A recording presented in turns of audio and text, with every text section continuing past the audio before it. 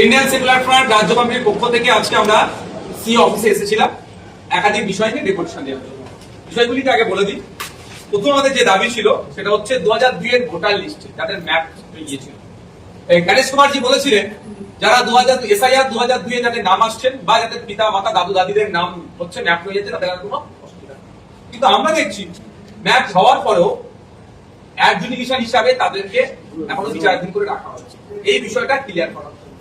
যেটা ঘোষণা দিয়েছিল আর এখন যেটা হচ্ছে তার মধ্যে বিস্তার খারাপ হয়ে যাচ্ছে। দ্বিতীয় যেটা হচ্ছে এখন যারা বিবেচনাধীন আছে কে আছে না আছে বিস্তারিত তাদের পাবলিক ডোমেইনে দেওয়া হবে কেন কাগজ জানিয়ে। দ্বিতীয় যেটা হচ্ছে আন্ডার অ্যাডজুডিকেশন যারা আছে 60 লাখ মতো সমস্ত যারা আছেন তাদের নিষ্পত্তি করেই তারপরে ভোটের দিন ঘোষণা করা হবে। এইটা আমরা এবং যে সমস্ত বৈধ ভোটাররা আছে তাদের নাম ঘোষণার পরেই নির্বাচনী নির্ঘণ্ট প্রকাশ করা হবে। এই আমাদের দাবি। এই দাবি নিয়ে আমাদের আজকে ডেপুটেশন এসেছিলাম। সিও স্যারের সাথে অনেক কথা হয়েছে, বিষয়টা নিয়ে আলোচনা হয়েছে। সিও স্যার যে প্রথম একটা যে কথা বলেছে যে এখন এটা সাব জুডিস ম্যাটার হয়ে গিয়েছে, সুপ্রিম কোর্ট সরাসরি এই বিষয়টা দেখুন। তারপরেও আমরা বলছি যে আপনার একটা সে আছে, আপনি আপনার এর থেকে বৈধ ভোটাররা যাতে দ্রুততার সাথে স্বস্তির শ্বাস পায়। কারণ অ্যাডজুডিকেশন যারা আছে তারা কিন্তু এখন একটা অস্বস্তির মধ্যে আছে, অস্বস্তিকর পরিবেশের মধ্যে আছে। তারা কি হবে না হবে, তাদের থাকবে কি থাকবে না, ভোট দিতে পারবো কি পারবো না। তাহলে অন্তত আপনারা স্পিড আপ করানোর জন্য আপনাদের এর থেকে তো আছে, স্পিড আপ করার এবং দ্রুততার সাথে একটা নিষ্পত্তি করানো। তিনি আমাদের সাথে এগিয়ে হচ্ছে। আর একটা যেটা গুরুত্বপূর্ণ কথা বলেছেন সেটা হচ্ছে আগামী কয়েকদিনের মধ্যেই ইলেকশন কমিশনের ফুল বেঞ্চ ওয়েস্ট বেঙ্গল আসছে। সেখানে যারা রেকগনাইজ যারা পার্টি আছে তারা তাদের সাথে বসবে। আমরা ইন্ডিয়ান সেকুলার ফ্রন্ট রেজিস্টার কিন্তু আনরিকগনাইজ পার্টি। আমরা চেষ্টা করবো আমরা সিও স্যারদের মাধ্যমে ইসিআই যিনি চিফ আছেন তাকে আমরা কোনো আমাদেরকে যাতে সুযোগ দেওয়া হয় সেটা তাদের উপর নির্ভর করছে, সেটা আলাদা ব্যাপার। সেখানে বসেও আমরা এই দাবিটা আমাদের পশ্চিমবাংলা যে 8টি রাজনৈতিক দলের যারা রেকগনাইজ পার্টি তারা অন্তত এই দাবিটা তোলে যে আগে সমাধান পরে নির্বাচন, আগে ভোটারদের স্বস্তি তারপরে নেতাদের চেয়ার দখল। এই মর্মে যদি কথা বলে ফুলবেঞ্চ যখন আসবে তাদেরকে যদি কনভিন্স করাতে পারে অন্তত যে অস্বস্তিকর পরিবেশে আমরা আছি 60 লক্ষ ভোটার, আমাদের পরিবার পরিবেশনের কি হতে পারে, শুধু 60 লক্ষটা সীমাবদ্ধ নয়, 2-3 কোটি মানুষের দ্বারা এফেক্টেড হয়ে যাচ্ছে, অন্তত তারা স্বস্তি নিঃশ্বাস আমরা পাবো। এই বিষয়টাও আজকে আমাদের চর্চা।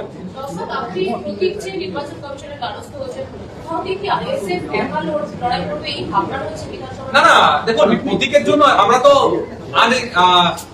আনরিকগনাইজ পার্টি, ফলে আমাদেরকে ফ্রি সিম্বল থেকে চুজ করতে হবে। সেখানেও একটা প্রভিশন আছে রেজিস্টার্ড আনরেজিস্টার্ড।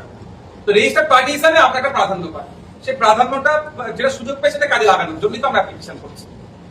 এখানে আলাদা লড়াইয়ের কোনো প্রশ্ন আসছে না বা ঐক্যবদ্ধ লড়াইয়ের সাথে কোনো সম্পৃক্ত হচ্ছে না। বলছি আপনি সুপ্রিম কোর্টের যে রায় দিয়ে হয়েছে এখন তো সবটাই পুরো অন্য পর্যায়ে রয়েছে এবং সেখানে সুপ্রিম কোর্ট তো বলেই দিয়েছিল যে চূড়ান্ত ভোটার তালিকার সময় বার করতে হবে, ভোট সময় করাতে হবে। সেখানে এই 60 লক্ষের ভাগ্য তো এটা একটা বড় প্রশ্ন। প্রয়োজনে ভিন্ন রাজ্য থেকে বিচারপতিদেরকে নিয়ে এসে কাজটা করাতে হবে। আমরা সুপ্রিম কোর্টে যে অর্ডার দিয়েছে তাকে সম্মান জানিয়ে দুটো কথা।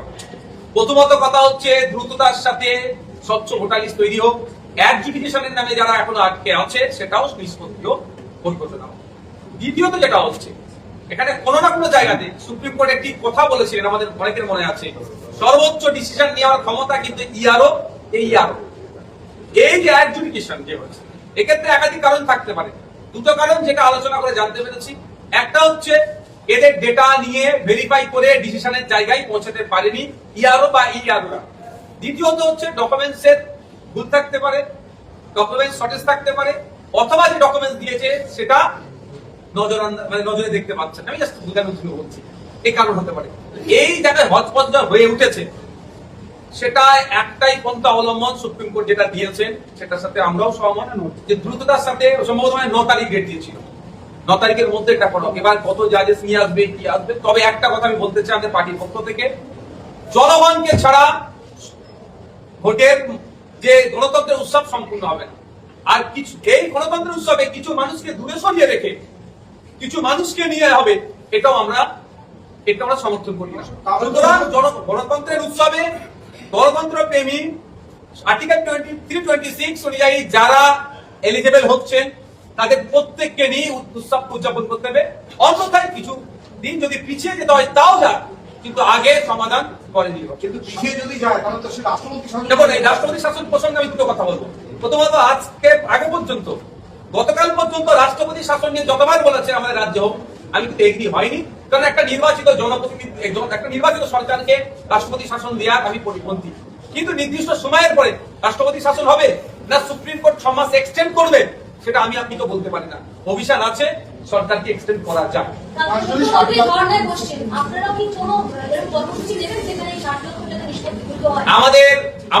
আমরা ঘোষণা দেব, তারা প্রশ্ন এসছে, আমাদের পরের স্টেপটাই হবে প্রতিটা জেলায় ডিইও, ডিস্ট্রিক্ট ইলেকট্রাল অফিসার বা আমরা ডিএম যাকে এখন রোল প্লে করছে, প্রত্যেকটা দপ্তরে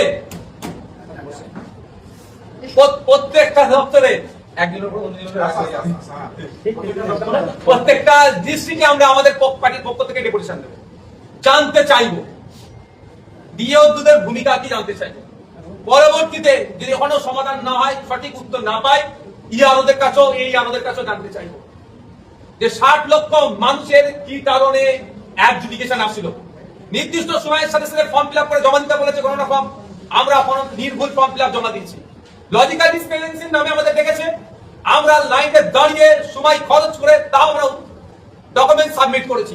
এরপরও আমার নাম ডিলিট লিস্টে আসবে কি করে, আমার নাম আন্ডার অ্যাডজুডিকেশন আসছে কি করে, এর জবাব দিতে করতে হবে কনসার্ন অফিসারদেরকে। স্টেপ বাই স্টেপ আমরা পদক্ষেপ নেব।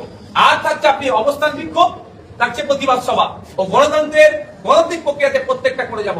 মমতা ব্যানার্জির কাছে আমার একটাই এখানে দাবি, উনি রাজ্যের মুখ্যমন্ত্রীর কাছে একটাই দাবি, যে ব্যক্তি মমতা ব্যানার্জি সুপ্রিম কোর্টে গিয়ে কত লাফালাফি করেছেন, কত আর্গুমেন্ট করেছেন, সেটাতে আমি ওনাকে পার্সেন্টেজ বা নাম্বার দিতে চাই না। আমি চাই পশ্চিমবাংলা সরকারের প্রধান মমতা ব্যানার্জি পশ্চিমবাংলা সরকারের পক্ষ থেকে state of West Bengal supreme কোর্টে একটা মামলা করুন এই অ্যাডজুডিকেশনের সমস্যা নিয়ে দ্রুততা সমাধানের জন্য।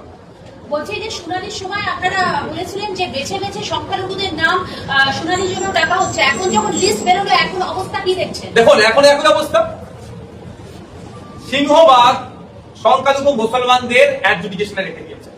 আপনারা জানেন, আমি তো আপনাদেরকে আরেকবার জানিয়ে রাখতে চাই, মালদা জেলার সুজাপুর বিধানসভায় আনম্যাপড 1% কিন্তু সেখানে অ্যাডজুডিকেশন প্রায় 52% হয়ে যাচ্ছে। শামসেরগঞ্জ থেকে শুরু করে মুর্শিদাবাদ, অশোকনগর থেকে শুরু করে বিভিন্ন বিধানসভায় আমরা দেখছি যারা অ্যাডজুডিকেশনে সংখ্যালঘু সমাজের মানুষের উপস্থিতিটা বেশি, কিন্তু তাদের লজিক্যাল ডিসক্রিমিনেন্সির সময় তারা তাদের পর্যাপ্ত ভ্যালিড ডকুমেন্টস দিয়ে তারা জমা করেছিল, কিন্তু তাদেরকে ডাকা হচ্ছে। আপনারা পাসপোর্টের মতো ডকুমেন্টস দিয়ে জমা করা হচ্ছে, সেখানেও তাদেরকে ডাকা হচ্ছে না। এই যে হতপথের পরিবেশ তৈরি হচ্ছে, আমি আজকে বলেছি যদি এটা সমাধান না করে ভোটের দিন ঘোষণা হয়, তাহলে law and order situation create হতে পারে, সাধারণ মানুষ ভয় পেয়ে যাবে। আজকে ভোটাধিকার কেড়ে নিচ্ছে, কালকে নাগরিক করতে কেড়ে নিতে পারে। Law and order situation create হোক আমরা কোনো মতেই চাই না, কিন্তু আমি আশঙ্কিত। আমি সেই আশঙ্কার কথা কিন্তু সিও স্যারকেও জানিয়েছি। কত ডিসপোজ অফ হয়েছে সেটা কি সিও স্যার অফিসিয়ালি তিনি জানাতে পারলেন না, যে এখন দ্রুততার সাথে জানবেন। আনঅফিসিয়ালি যেটা বলেছেন আপনার 6 লাখের আশেপাশে এটা এখন পর্যন্ত হয়ে আছে। যদি 60 লাখের মধ্যে এখনো 54 লাখ বাকি আছে, 9 তারিখ হবে কি করে? না ওই এত মানুষকে বাইরে রেখে নির্বাচনের নির্ঘণ্ট ঘোষণা করবে। আমি আজকে পার্টির ব্যানারে এসেছি, আগামী দিনে এই মানুষের স্বার্থে পার্টির ব্যানার পার্টি অফিসে, পার্টির ঝান্ডা পার্টি অফিসে রেখে রাস্তায় নাম সাধারণ মানুষকে। আপনারা কি চাইছেন পশ্চিমবঙ্গে এবারে এক দফায় ভোট হবে নাকি আবার সেই 7 বা 8 দফায় ভোট হবে? রাজ্যের বর্তমান মুখ্যমন্ত্রী বারবার এক দফা অনেক আগে থেকে দাবি করেছিল, সেটাকে তো রেকগনাইজ করা হয়। Thank you.